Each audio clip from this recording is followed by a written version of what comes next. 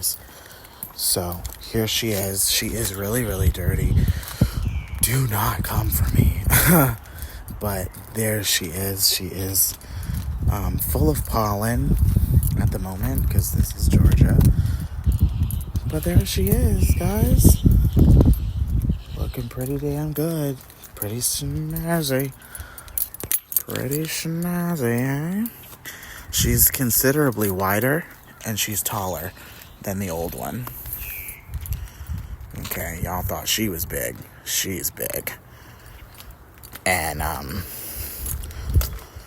she just goes on forever. She's an LTZ with the chrome handles and the this is the highest trim level, so it has every power package you can think of, the power tailgate, backup sensors, the backup camera right there, all the bells and whistles. This one has heated and cooled seats, front and rear. It's basically an Escalade, just Chevy's version. So in any case, I apologize that it's dirty, but I wanted to give you guys a little first look before I even made the YouTube video. Yeah, so hope you guys like it. Alright guys, so me and Sissy washed the truck up. So the truck looks really, really good. We went to the damn car wash and washed this bitch up. And so brand new truck is looking fire. Looking fire. Fire desire. Okay. And then, looks pretty good. Looks pretty good, don't it? So she is looking good. I gotta get that paint. Gotta get that repainted at some point, but it's not the biggest thing. And the paint is fading at the top of the door too.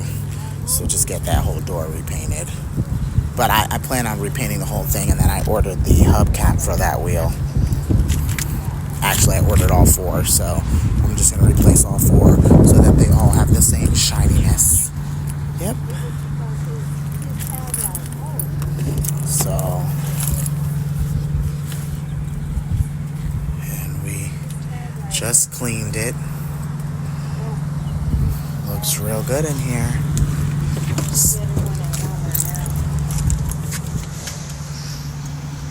Sunroof TV. Perfect leather seats. Perfect third row seats. Yep. Alright. So there it goes. I did it, y'all. Every time I say I'm not going to do something, I go ahead and do it anyways. So, yeah, that is the LED upgrade. And I wanted to go ahead and do that before I went to Florida, because I cannot see y'all when I'm driving down these dark, desolate roads in Georgia. So let me go ahead and turn the high beams on.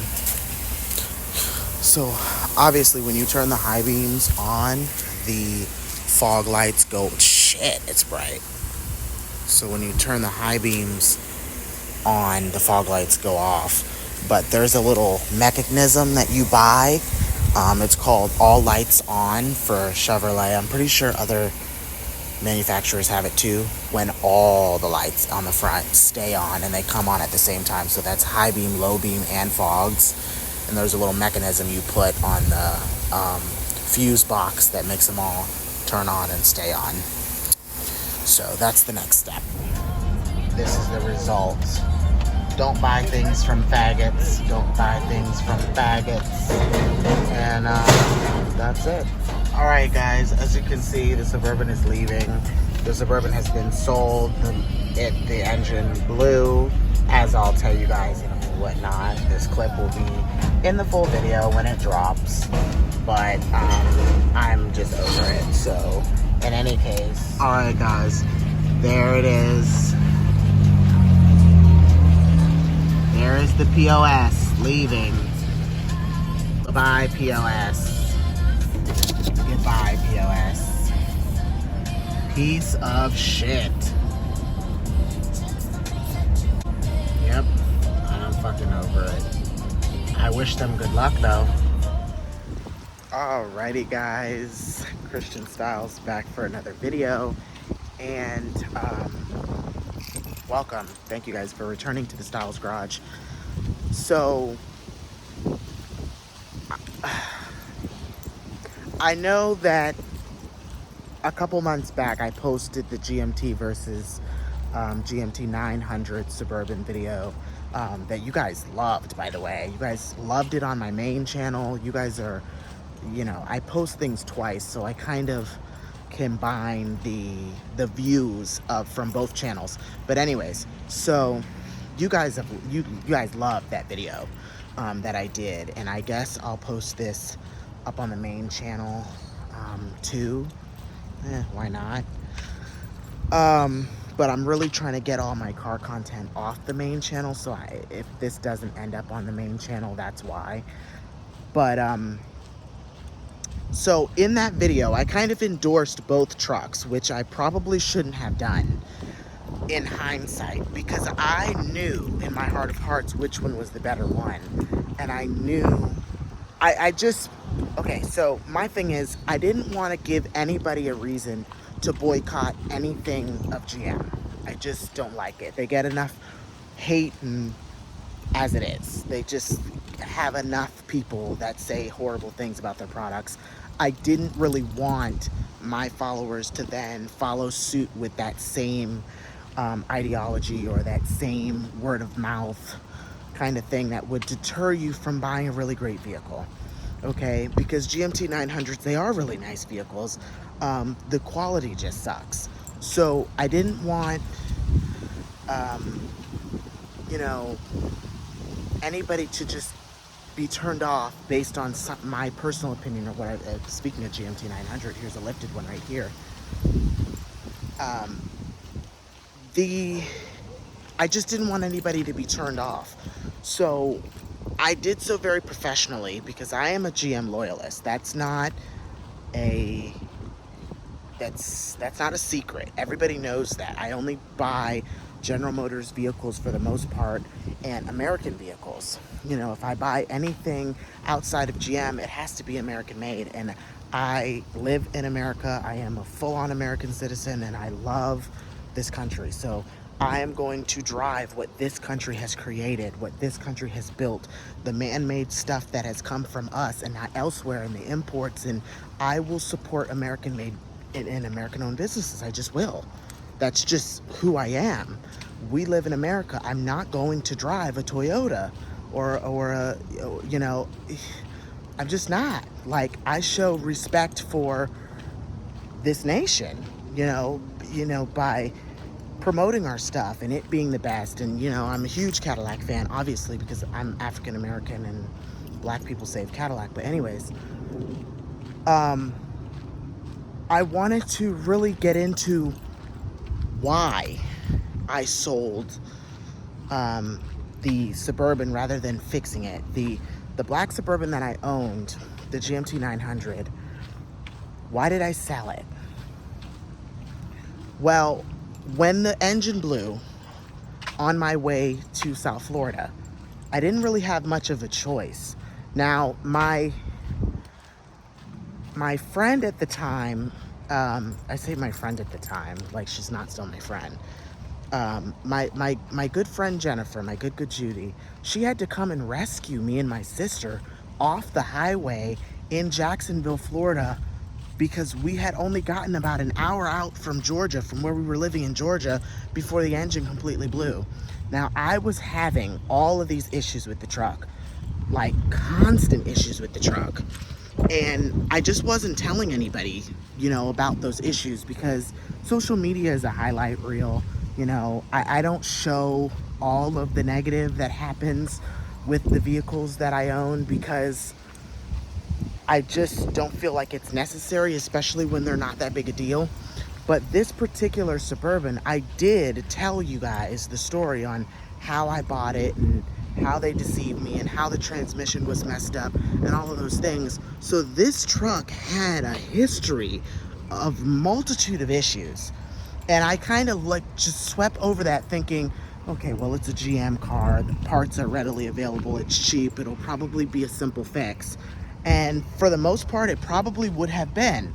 And I tried to put money into fixing it. I put thousands of dollars into that car in the first couple of days of having owned it. So I paid way over 10 grand for the car, and then I had to put out another $5,000-$6,000 just to be able to get the car to run, which I thought was disrespectful for someone who had just paid 10 something for the vehicle itself. For it not to be running the way that it should have been running, that is frustrating to anybody that owns a car. You understand? So I didn't feel the need to go into why, but I guess now, because it's been so long, I should have did this video a long time ago, but I didn't, because I didn't feel like I wanted to address the fact that it's no longer here. But in all transparency, I am gonna address it, because I think you guys ought to know what went wrong with it before you guys buy, a GMT 900. Check over these things, okay? Because I didn't know that there was anything wrong with that transmission. I took it for a test drive. I did all the things that I probably should have done correctly, and it wasn't until the truck was on for 25 minutes or more, like actually moving down the highway at highway speeds, did it then start to have issues. But when it was not all the way warmed up and stuff like that, it didn't show any signs of having a problem. It was rolling fine. Like, I didn't feel the clunks and the bumps of the transmission having an issue on the very first day I test drove it, which, that's just a testament to me not keeping the car on long enough. I should have started the car and let it heat up and then drove it. And the whole situation was kind of fishy. Where the car was located, who was handling the sale for the car. The whole thing was fishy. And I kind of saw all these red flags and just disregarded them like it didn't matter. But it did matter, because they were big red flags that I just totally looked past because I wanted the car. Now, I usually do that. Buy a project car, disregard the red flags, fix what's wrong with it, and then act like the car was perfect the whole time. Usually. Because in the grand scheme of things, if it was fixable, is it really worth discussing damaging a company's brand and reputation? Worth discussing something that took only a couple hundred to fix? No, it doesn't. So I just don't talk about it.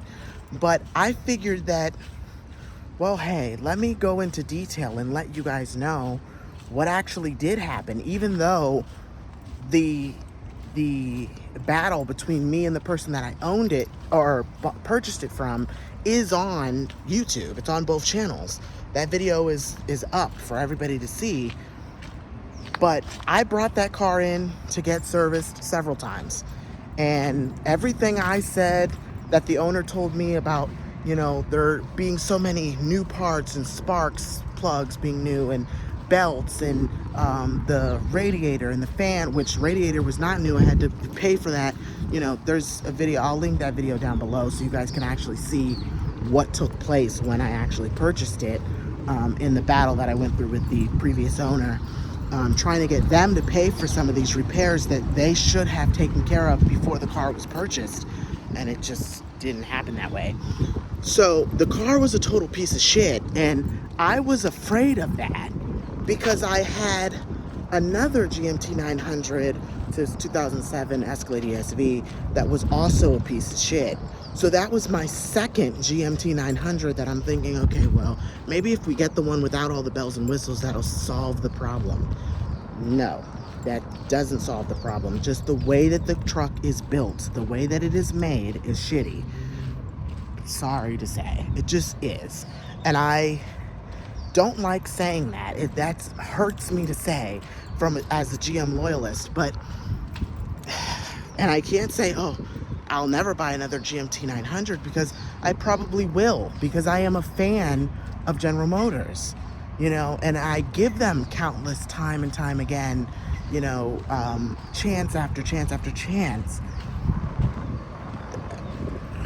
I mean, I just do, because it's clearly not all of them. I just got a bad one. And that's how I look at it. I just ended up with a bad one. I didn't know what the history behind it was.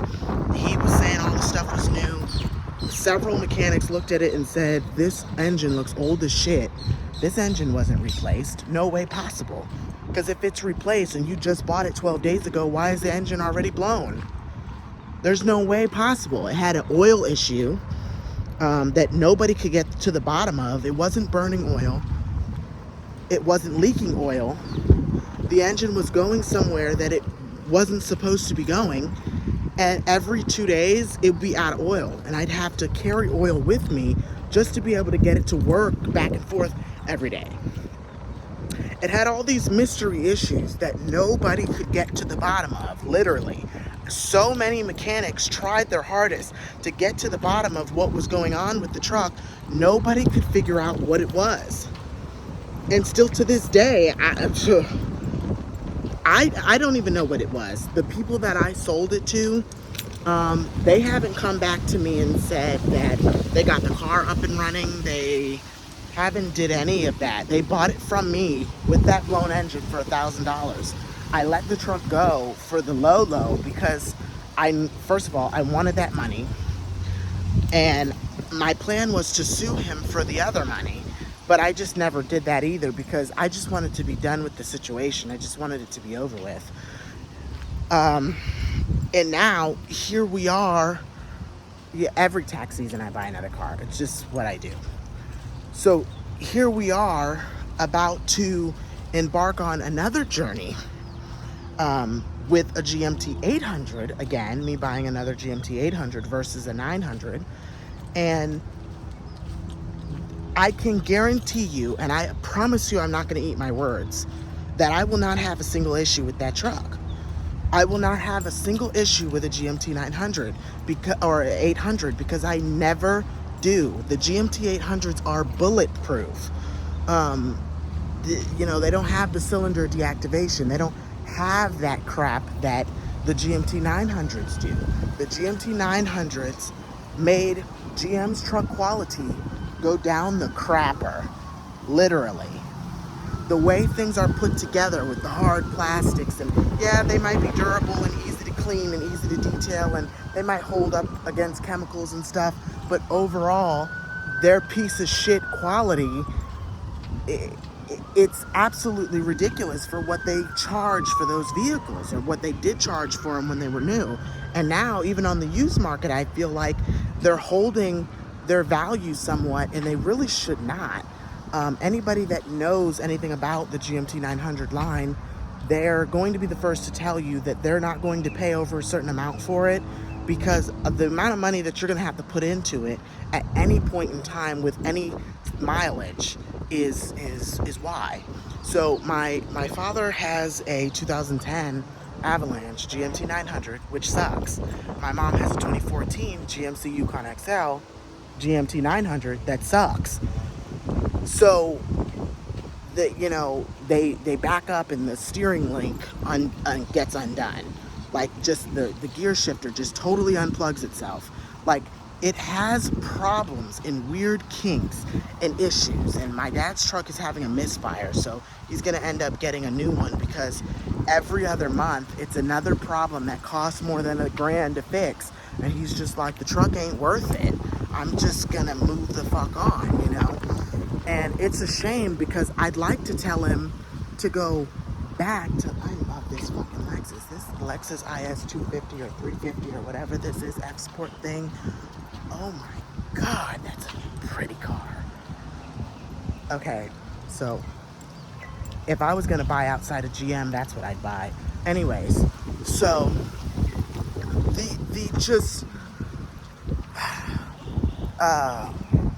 the pure headache that the GMT 900 platform leaves you with is just unacceptable. And this is coming from a GM loyalist, and I can't even believe GM sponsors me, pays for my stuff, and pays for trips and YouTube advertisements and all of this stuff.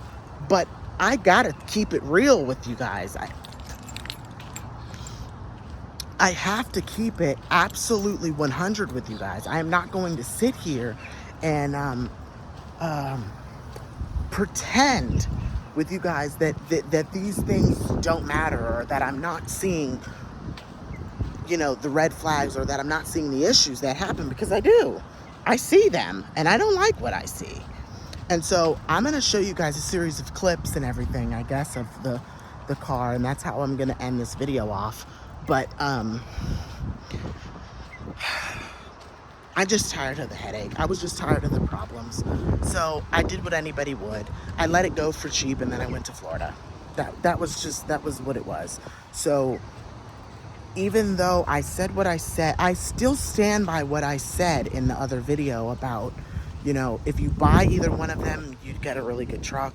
I do stand by that still. I just feel like I got a bad one, and I didn't know what the history of it was, and that's where, you know, that's where all this comes in at. So my thing is, I don't want anybody to be afraid to buy a GMT 900.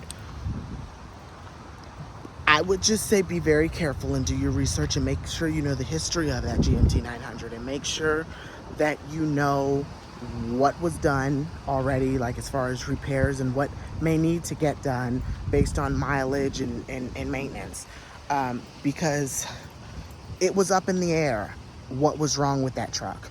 And when it was working, it was great, and I enjoyed owning it. But it'll be a very, very long time before I buy another one. Just new cars they just went to shit. After 2006, everything went to shit. It is what it is. Like, as far as American-made vehicles, everything just went to shit. So, in GM's quality specifically, it was their bailout era. It was their bankruptcy era.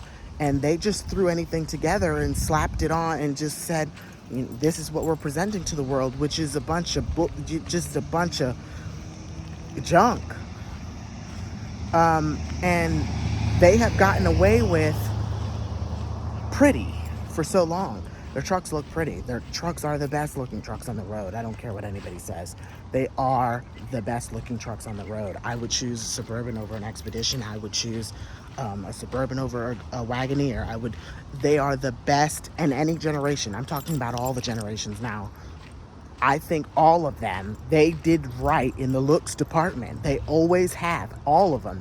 The GMCs, the Chevys, the Cadillacs, the Buicks. GM knows how to make a damn pretty good looking car on the outside. The interior quality is debatable, but for the most part, they can make a head turner, they can make a looker. And that's the reason why people purchase them, is because they have presence like no other vehicle on the road. When a Suburban pulls up, you're like, damn. You know, when a Tahoe pulls up, you're like, okay. You know, and that is why they sell so high. That's why they're the highest selling vehicles in America. And that's why they, you know, and you get so many different flavors. You get the Yukon. The Yukon's a different look from the Tahoes and the Suburbans of the world. And then you have the Escalade. Some people don't care for the cachet, flashy thing that the Escalade has going on. But if you didn't care for it, then it wasn't targeted towards you and your particular style. You can go a different route and get a different look. So they are very versatile as far as personality is concerned, and people that want to drive their personality. You know, Escalade is my thing. It's my dream vehicle. It's my, you know, I'm very Escalade all the way, because that's just me. It's just my personality. Anybody that knows me and my brand and that's just, I drive my personality. So, I mean, but that's basically what I came to say, guys. In all transparency, I just wanted you guys to know, A, what happened to the truck, because I did say that I couldn't wait to overhaul it, and now that won't be happening, and I probably will not buy a GMT 900 to overhaul, ever. If I buy one, it'll be way in the future, when I feel comfortable. Like the timing, the price, the everything has to be right for me to want to risk it again. Just is what it is. Or If my parents pass theirs down to me, then that's a different story. I will overhaul theirs because I know the history of it. See how that works? I know the mechanical history of what happened to those. Same thing with the old Yukon. I knew the mechanical history when it was passed down to me. It was taken care of tremendously, and it lasted a long time until the 4-car accident. It would still be here had it not been for that accident. It only had 175,000 miles, which is very low for an 05 Yukon XL GMT 800. They last forever. So it would most certainly still be here if it wasn't for that accident a couple years ago. So I'm just going to focus on the GMT 800 platform for right now. I just am. As far as the SUVs, full-size SUVs and trucks are concerned, I will be getting GMT 800s until they're clapped out. Then we'll start rolling into the DeVilles and the XTS and, all the ones that, DTS. It's so funny that I said that right as one was going by, the DTS, and stuff like that. I will be focusing on those, and then we'll go from there, guys. But just enjoy these clips, and that's it, guys. I'll see you guys in the next one. Be sure to hit the like button, share with your friends, share on social media, leave a comment down below, tell me what you think, tell me your experiences with GMT 800s or 900s. And hit the subscribe button, hit all, so you guys get notified every time I upload a new video. And as I always say, guys, stay perfectly imperfect, and I'll see you guys in the next video. Bye, guys.